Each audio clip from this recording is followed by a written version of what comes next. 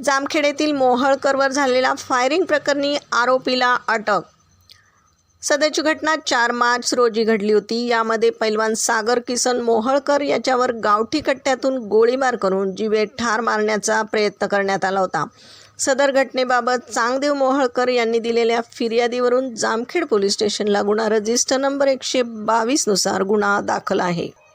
Police अधीक्षकांच्या आदेशानुसार स्थानिक गुन्हे शाखेच्या पथकाने आरोपीची माहिती काढत तपास केला असता सदरचा गुन्हा आरोपी अभिमन्यू पोते याने त्याच्या साथीदारासह केल्याचं निष्पन्न झालं। प्राप्त माहितीवरून पथकाने जिकरी गाव शिवारातून अभिमन्यू पोतेला अटक केली आहे। त्याचे साथीदार ज्ञानेश्वर साठे, रोहित आखाडी आणि चिन्या नावाचा आरोपी फरार आहे।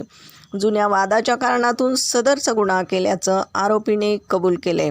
त्याच्या ताब्यातून एक गावठी कट्टा, जिवंत काडतुसासह 90,000 रुपये किमतीचा मुद्देमाल हस्तगत करण्यात आला आहे।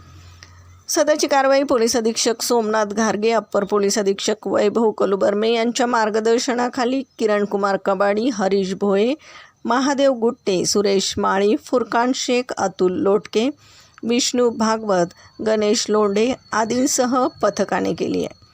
प्रतिनिधीसह महाराष्ट्र जनता न्यूज, अहिल्यानगर।